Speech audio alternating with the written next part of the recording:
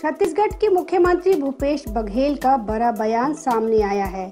CM Baghel का कहना है कि नक्सलियों से बातचीत के लिए सरकार तैयार है।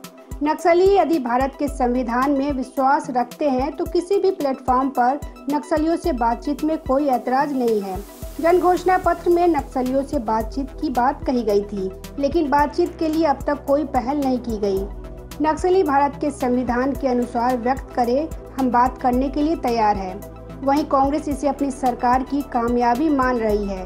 पार्टी का कहना है कि पिछले 3 सालों में उनकी सरकार के द्वारा किए जा रहे विकास कार्यों नीतियों का ही नतीजा है कि कोंडागांव अति नक्सल प्रभावित जिले से बाहर आ सका है। सीएम ने कहा कि बस्तर में लगातार नक्सली घटनाएं कम हो रही हैं। सरकार की योजनाओं के कारण लगातार वहां के लोगों का विश्वास जीतने में सफलता मिली है और नक्सली लगातार पीछे हट रहे हैं। यह खुशी की बात है कि घटनाएं कम हो रही हैं, संतोष का विषय है। उन्होंने कहा कि बस्तर में शांति लौटे और बस्तर की जो पहचान है वह वापस मिले, शांति भाईचारा बने रहे और आदिवासी भाई बहन खुश रहे। दरअसल प्रदेश के कोंडागांव जिले को अब अति नक्सल प्रभावित जिलों की सूची से हटा दिया गया है। केंद्र सरकार ने कोंडागांव जिले को अति नक्सल प्रभावित जिलों की सूची से हटाया है। कोंडागांव को नक्सल प्रभावित सूची से बाहर निकालकर आंशिक नक्सल प्रभावित सूची में डाल दिया गया है। इसे लेकर सीएम भूपेश बघेल ने कहा था कि बस्तर क्षेत्र में नक्सली घटनाएं कम हो रही है। राज्य सरकार जनता का विश्वास जीत रही है। बस्तर में योजनाओं का क्रियान्वयन हो रहा है, जिसके चलते यहाँ नक्सली घटनाओं में कमी आ रही है। कोंडागांव कलेक्टर पुष्पेंद्र कुमार मीणा ने जानकारी देते हुए बताया कि कोंडागांव को केंद्र सरकार ने गृह मंत्रालय की समिति ने LWE के तहत अति नक्सल प्रभावित जिलों की लिस्ट में से बाहर जरूर कर दिया है, लेकिन इलाके की परिस्थितियों को चिंताजनक भी माना है। वहीं कांग्रेस मीडिया विभाग के प्रदेश अध्यक्ष सुशील आनंद शुक्ला ने इसे कांग्रेस सरकार की एक बड़ी सफलता बतलाया है। उनका कहना है कि कुछ समय पहले ही केंद्र सरकार की एक रिपोर्ट आई थी, जिसमें यह बताया गया था कि छत्तीसगढ़ में नक्सलवाद वारदातों में लगभग 82% की कमी आई है। मुख्यमंत्री भूपेश बघेल ने सरकार बनने के बाद एक मंत्र दिया था, विश्वास, विकास और सुरक्षा। इस मंत्र को लेकर ही कांग्रेस सरकार आगे चलेगी। बस्तर में शांति बहाली को लेकर ठोस प्रयास किए जाएंगे। यदि आज बस्तर का एक महत्वपूर्ण जिला कोंडागांव अति नक्सल सूची से बाहर आता है तो यह सरकार की बड़ी सफलता है। Bureau report, public news.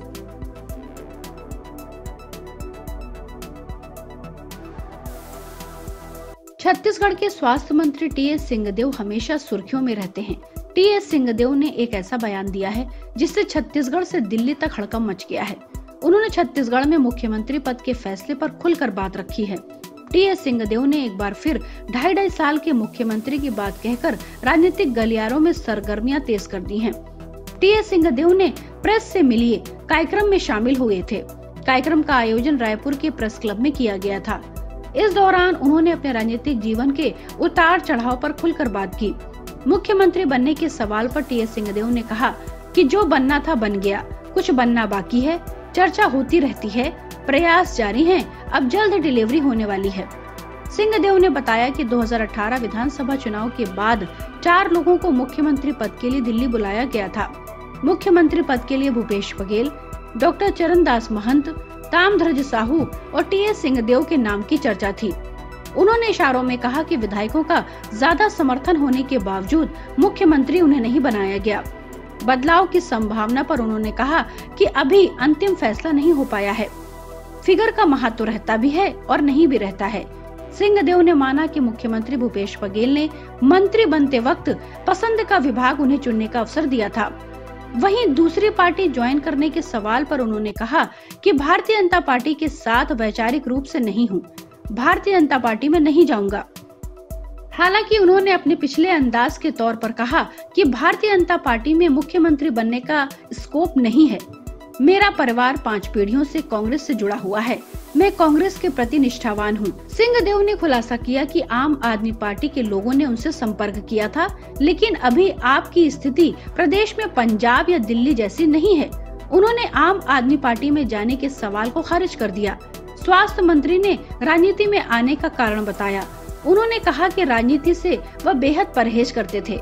अब इस क्षेत्र में काम कर रहे हैं। विरासत में माता पिता से व्यवहार मिला और पब्लिक के बीच काम करने का मौका मिला। उन्होंने बताया कि पिता ने राजनीति में आने के लिए मना किया था। इसके पीछे कारण शायद मेरा व्यवहार था। छत्तीसगढ़ में अगले साल विधानसभा का चुनाव होने वाला है, लेकिन प्रदेश कांग्रेस में आंतरिक कलह चल रही है।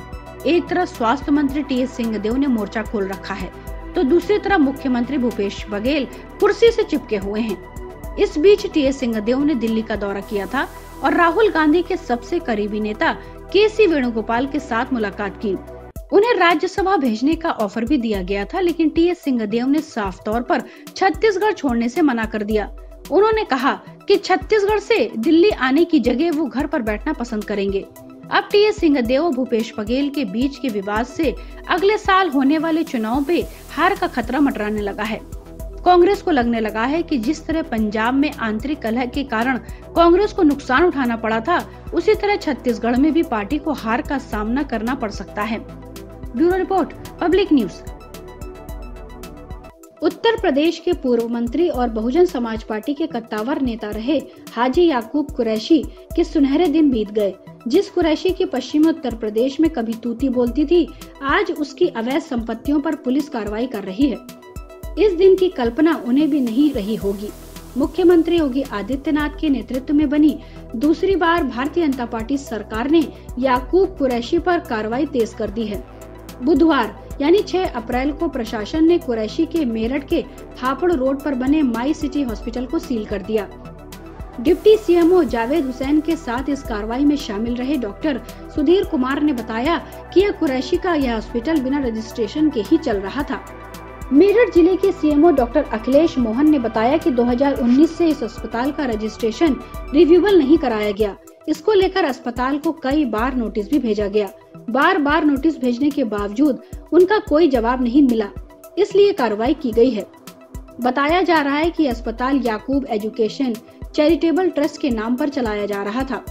कार्रवाई के दौरान यह भी बताया गया है कि यह अस्पताल किसी दूसरे व्यक्ति को लीज पर चलाने के लिए दिया गया था। बिना रजिस्ट्रेशन के अस्पताल को किसी दूसरे को लीज पर नहीं दिया जा सकता है। वहीं कुरैशी के अस्पताल के बाद उनकी मीट फैक्ट्री अल फहीम मीटेक्स प्राइवेट लिमिटेड पर कार्रवाई हो सकती है। मेरठ विकास प्राधिकरण के उपाध्यक्ष मृदुल चौधरी के अनुसार मीट फैक्ट्री भू उपयोग बदलने का आवेदन पहले ही शासन द्वारा निरस्त किया जा चुका है। पूर्व मंत्री याकूब कुरैशी की फैक्ट्री से मिले 5 करोड़ के मीट को नष्ट कर दिया गया। 4 दिन पहले याकूब की बंद पड़ी फैक्ट्री से 2.5 लाख किलो मीट मिला था। ऐसे में कोर्ट के आदेश के बाद प्रशासन ने पूर्व मंत्री की फैक्ट्री से मिले 2.5 लाख किलो मीट को मिट्टी के नीचे दबा दिया गया है, जिसकी कीमत लगभग 5 करोड़ रुपए बताई जा रही है। बिना अनुमति के फैक्ट्री में मीट पैकेजिंग करने पर एमडीए ने 31 मार्च को छापेमारी कर उसे सील कर दिया।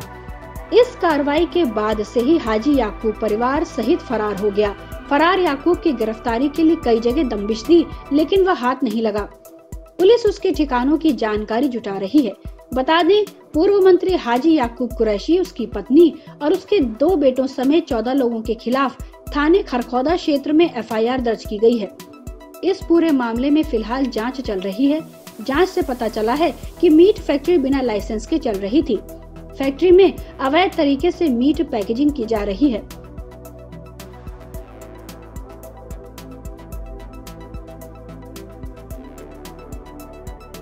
Bureau report, public news.